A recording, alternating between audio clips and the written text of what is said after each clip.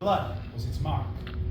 Along with the sharp pains, the mind running in dissolution inside the head, there was the bleeding through the skin that was not cut or broken, and then death. The scarlet stains upon the body, and especially upon the face of the sick man, with a pest ban which shut him out from the sympathy and aid of his fellow men. The progress and termination of the disease were the incidents of no more than half an hour. But the Prince Prospero, the ruler of that land, saw that half the people of his dominion had died. He called to him 1,000 hale and hearty knights and dames of the royal court, and went far away to live with them in one of his palaces.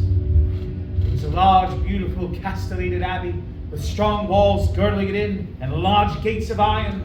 There, Prospero had supplied everything they needed for pleasure. There was music, dancing, food to eat, and cocktails to drink. 'Twas folly to grieve, 'twas folly to think. All these were within the walls, where we would be safe, where we could forget the sickness, the Red Death, and let the outside world take care of itself. Yes!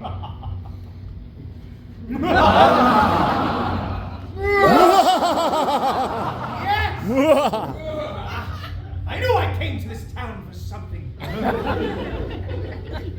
After 5 months passed, and Prospero had begun to grow bored, he asked his friends to gather for a masquerade party. Everyone is to dress in the finest clothes and the finest masks. Oh, it was a scene of great richness, that masquerade.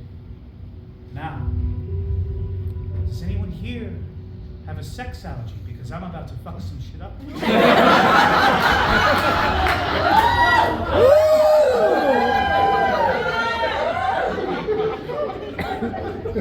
Achoo!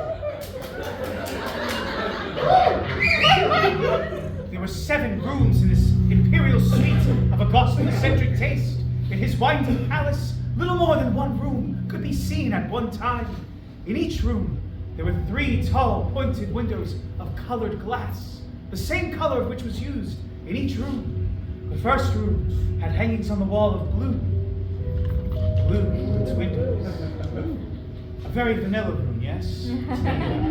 Heterosexual room. That's very prideful.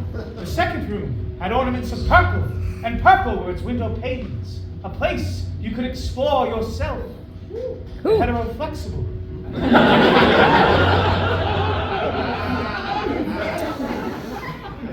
The third room was green, as were their casements. To buy mysterious room, you'll never know who you're gonna fuck next.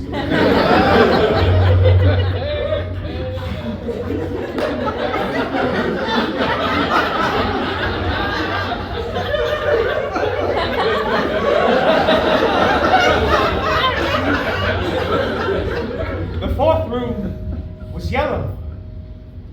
Moving on. The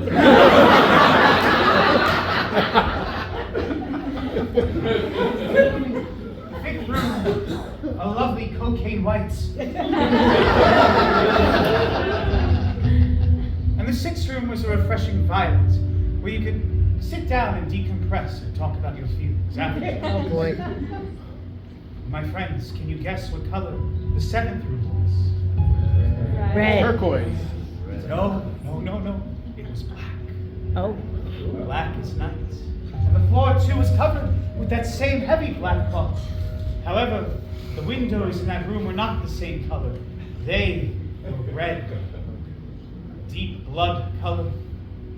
Each room cast a strange light, indeed, as it colored the shapes and the faces of the dancers who danced inside it. So much so that few guests dared enter this red room, for the terribly familiar sight to the Red Death she bore. But in this room stood, against the eastern wall, a giant clock of ebony wood. Gently, it marked the seconds of the hours as they passed, and at the top of every new hour it spoke with a loud, deep, thunderous clang, as beautiful as music, but so strange that the few guests who were in the red room stood still to listen each time it went off. Nevertheless, It was a happy and beautiful masquerade, as the dancers danced softly through the rooms and through all hours of the night. Again, that clock would strike. Again, the musicians and dancers stood still to listen to that strong, striking sound continue. Before this clock was quiet again, many had noticed that in the first room, the blue room, stood a strange masquerader whom they had never seen before. As the dancers whispered to one another, a feeling of surprise spread through them, then a feeling of fear, then of sickening horror. For you see, in such a group as this, only a strange masquerader dressed so oddly could have caused such a feeling. He was tall, very thin, like a man from Brooklyn. He was prepared from head to toe like a dead man, prepared for the grave, and the mask, which was over his face, was so much so like that of a dead man that the nearest eye couldn't have told you the difference. Yet all this might have been acceptable, but the strange masquerader, whom no one knew, had made himself look like the Red Death itself. His clothes were splattered with blood, and the mask over his face was covered with terribly bloody scars. But when the prince caught wind of this, he rushed into the room, looked upon the figure, and cried out, "Who dares?" He shrieked to those around him, "Who dares make a mockery of our woes? Uncase this varlet, so we may know whom we must hang from the battlements at sunrise." The other dancers, they rushed into the room, but they stopped, afraid. No one dared touch him. As the strange masquerader made his way through the rooms, he passed within a few feet of Prospero, who stood still, surprised. As the dancers backed away from the center of the room, the strange masquerader crept with a slow and measured step from the blue room to the purple room, from the purple room to the green, and from the green to the yellow, and from this to the white, and then violet, and no one dared go after him, except Prospero. In the embarrassment of his cowardice, he ran after him with a sharp knife held high over his head, ready to strike the strange masquerader. But when he was within a few feet of him, the strange figure turned, looking firmly within Prospero's eyes. There was a cry, and the knife dropped, shining upon the floor, which upon a minute later, Prospero himself too fell, dead. The other dancers rushed into the room. One of the strongest of the men tried to grab the strange masquerader, but when they looked inside his clothes, there was no human body, no one, nothing. And that's when they knew that the Red Death had come for them like a thief in the night. One by one, their bodies died as they touched the ground. And then our music stopped. The fire stopped. And the clock stopped.